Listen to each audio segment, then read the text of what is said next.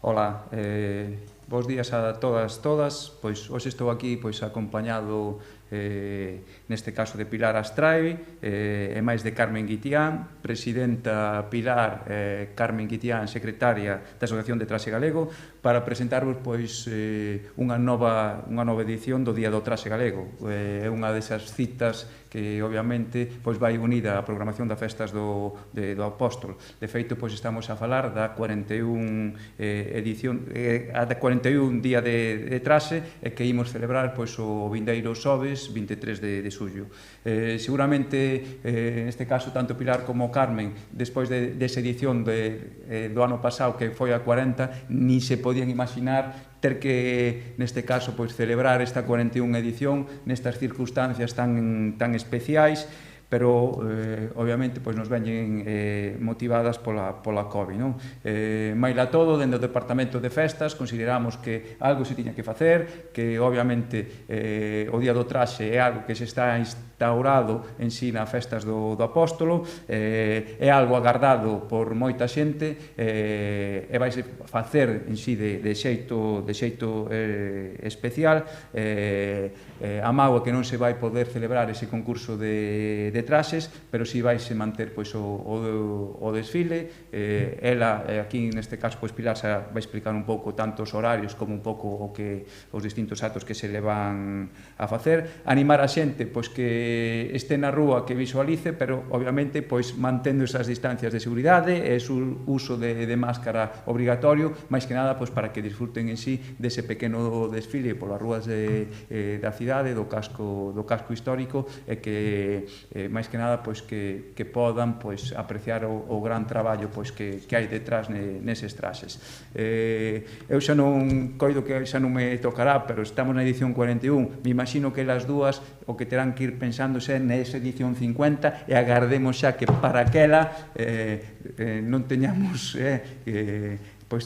ter ningún tipo de restricción, e si facer unhas, neste caso, unhas bodas de ouro enormes, porque eu sei seguro que tanto Pilar como Carmen nesa edición 50 si que van estar e van a seguir comandando seguramente o tema. E se non elas, aquí hai canteira, porque está aquí neste caso a neta de Pilar, e lle tocará o mellor ter que tomar ese relevo. Sin máis, paso a palabra a Pilar. Moitas gracias. Bos días, señor concelleiro, e bos días a todos os aquí presentes. Dende a Asociación do Traxe Galego queremos dar as gracias ao Concello de Santiago por convocar un ano máis o Día do Ensalzamento do Traxe Galego, sendo esta a 41ª edición. Aínda sendo esta data un pouco atípica, agardamos, como sempre, a participación de todos vós, desfilando cos traxes polas nosas rúas e respetando así as normas de seguridade que a COVID require. Non debemos de ter medo, pero sí respeto, pois así entre todos faremos un día grande. Vou explicar un pouquiño o programa detallado dese día. Faremos unha concentración ás 11:30 na Alameda e aí organizarémonos un pouco todos, entre todos, para salir ás 12 da mañán. Saliremos ás 12 da Alameda, do Paseo Central, percorreremos a Porta Faxeira, a Rúa do Vilar, Praterías, Conga, San Paio de Antealtares, Prego Entoiro, Cervantes, e baixará pola cevichería ata a igrexa de San Pelayo. A esa hora temos a misa solene, ás 13 horas, e pedimos a colaboración de todas as persoas maiores, nenos e nenas que poden dispoñer de traxes tradicionais para que os leven ese día e saian ás nosas rúas de Compostela.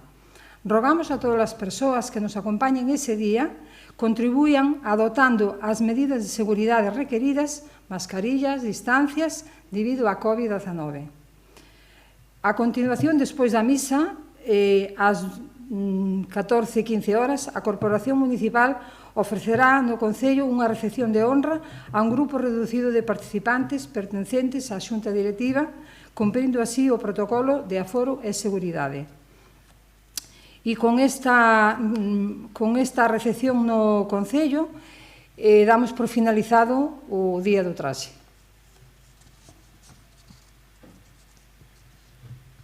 Unha pregunta sobre isto? Hai algunha oferta? Hai algunha para mí? Sí.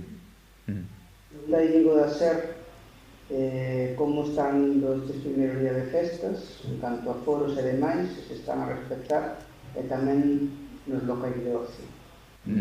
Pois, obviamente, sí que se están a respetar o que todas as normas, dai que nós, dentro do Departamento de Festas, nos volcamos moito en facer un plan de contingencia bastante estrito, estás a cumprir, pois, en sí todas as normas. A mágoa que dá é que realmente, xa o dixo onte na rolda de prensa, pois, neste caso, o alcalde, non?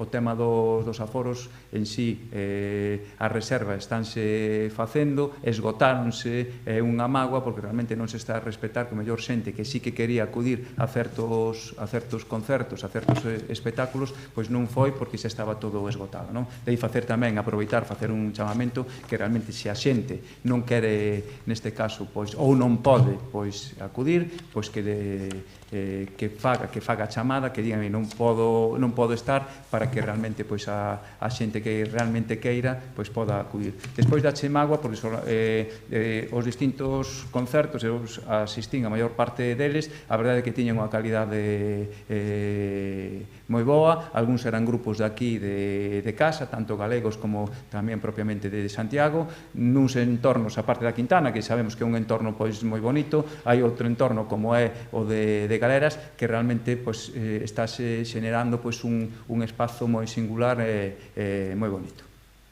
Pregunta tamén sobre as máscaras, se houve moitas denuncias multas nos primeiros días de uso obligatorio.